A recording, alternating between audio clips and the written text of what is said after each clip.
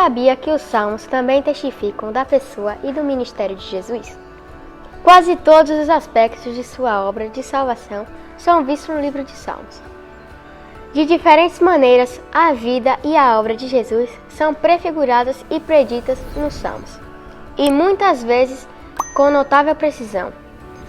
Os tópicos revelados em Salmos incluem a divindade de Jesus, sua filiação, sua obediência, seu zelo pelo templo de Deus, sua identidade como bom pastor, sua traição, seu sofrimento, a profecia de que seus ossos não seriam quebrados, sua morte, ressurreição, ascensão, sacerdócio e realeza. O tema do nosso guia de estudos da Palavra de Deus hoje é Bendito o que vem em nome do Senhor. Jesus fez uso de algum salmo? Quais salmos tipológicos se cumpriram na vida e ministério de Jesus? Que tipo de evidência sobre Jesus podemos encontrar nos salmos messiânicos?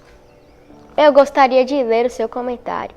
Comente aí, compartilhe esse estudo com seus amigos e vem comigo!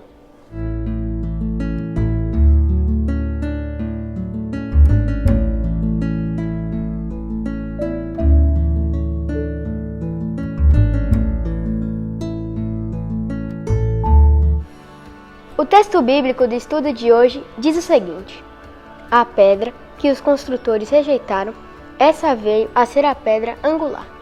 Isto procede do Senhor e é maravilhoso aos nossos olhos. Salmo 118, versos 22 e 23.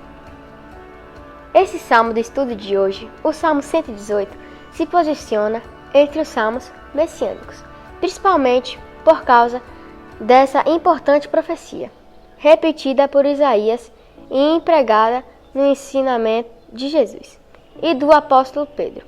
O verso 22 do Salmo 118 foi citado 5 vezes no Novo Testamento.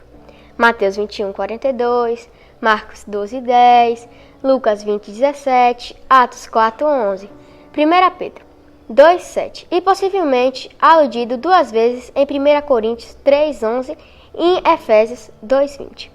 A mensagem do Salmo 118 passa pelas vitórias realizadas pelo salmista, a exaltação eterna do Messias e a importante profecia sobre a pedra angular do texto do estudo de hoje. A pedra angular, ou pedra de esquina, era a mais importante do alicerce de uma casa ou edifício. As instruções desse trecho no Novo Testamento, inclusive nos ensinamentos de Cristo, mostram que os construtores foram os líderes dos judeus, que rejeitaram Jesus. O apóstolo Pedro mostra a importância da profecia sobre a pedra angular, mas seu ensinamento se estende à mensagem da salvação daqueles que se submetem ao rei. O mesmo tema abordado, em outras palavras, pelo próprio salmista. Depois de citar a profecia do verso 22 do texto de estudo de hoje, Pedro junta palavras de outras profecias importantes para mostrar a inclusão de pessoas de todas as nações no povo de Deus. Leia depois 1 Pedro 2, versos 7 a 10. Desde sua infância, Jesus ficou marcado pelo sinal da rejeição, segundo o evangelista Lucas. Não havia lugar para que fosse acolhido no nascimento. Lucas 2, verso 7. Em Mateus, Herodes quis matá-lo e Jesus teve de fugir para o Egito até a morte do rei. Desde o início do ministério, Jesus encontrou a oposição das autoridades do seu povo, que quiseram matá-lo. Marcos 3, verso 6. Em Nazaré, foi rejeitado pelo povo no meio do qual tinha crescido. Lucas 4, verso 29. E segundo Marcos, a sua própria família o tinha por louco, querendo prendê-lo. Marcos 3, versos 20 a 30. Durante todo o seu ministério, encontrou a oposição dos doutores da lei, dos sacerdotes, do rei Herodes, isto é, de todas as autoridades. Todas essas autoridades conspiraram para matá-lo. A própria cruz, castigo reservado aos escravos pelos romanos, era mais um sinal de baixeza, ignomia e rejeição. Jesus foi rejeitado do modo absoluto. Ninguém o apoiou. No entanto, foi exatamente essa pessoa rejeitada que Deus exaltou, fazendo dela o fundamento e a pedra angular de seu reino. Meu amigo e minha amiga, os homens rejeitaram o autor desse salmo, mas Deus protegeu o salmista e deu a ele a vitória. Séculos depois, os líderes judeus rejeitaram o próprio Filho de Deus.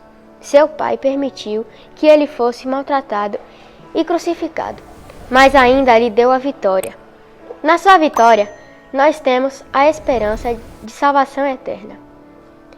Desejo para você um sábado extremamente abençoado.